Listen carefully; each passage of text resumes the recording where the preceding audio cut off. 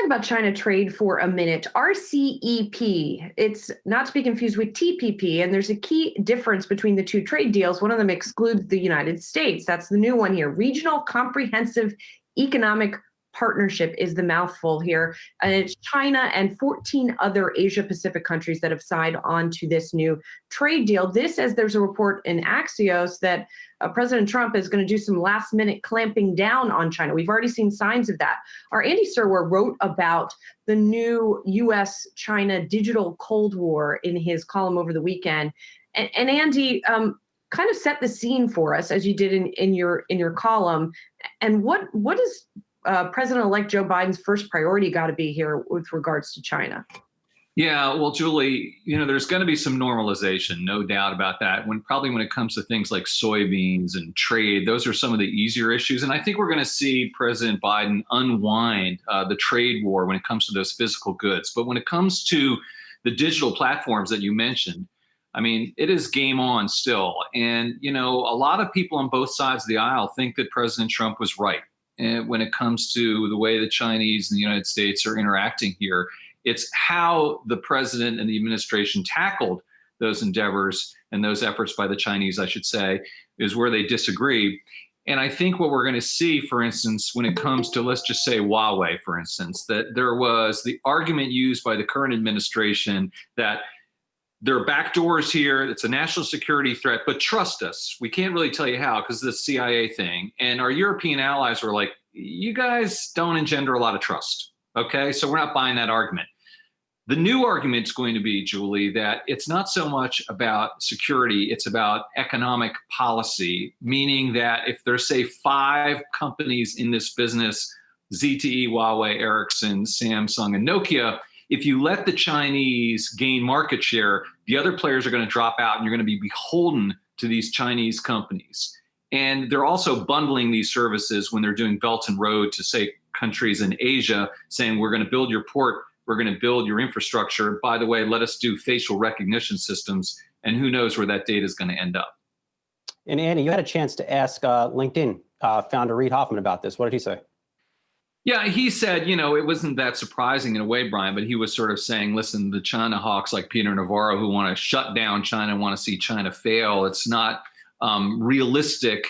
And it's also not going to be a good thing if you try to sort of pursue that strategy, because obviously it's such a big marketplace still, even though we haven't made the inroads that we wanted to for U.S. companies. And then, of course, when you're talking about businesses like the iPhone, a lot of those components and elements come from companies like Foxconn, which manufacture in China.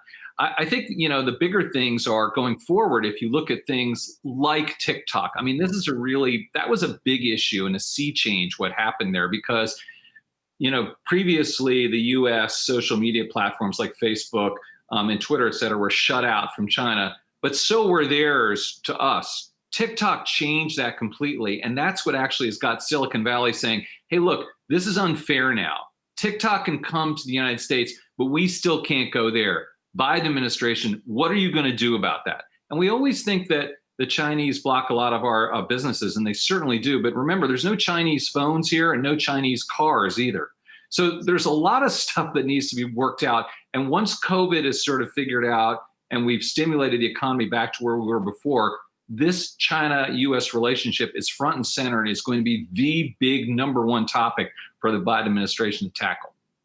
Andy, you're talking about the desire that U.S. businesses have to be more involved in China. And I do wonder if that simply comes out of maybe a naive misunderstanding of what it's like to do business in China, considering what we've seen with Ant and Jack Ma in the last 2 weeks. I mean, that should be a reminder that, yes, it has a couple 100 million middle-class consumers. And you say, wow, we can sell, so many, widgets to them, whatever you want to sell. But I mean, it's a totally different ballgame. And I think there's a kind of a weird both sidesing that ends up happening from the China hawks and maybe the technologists who are just looking at China as a thing it is not.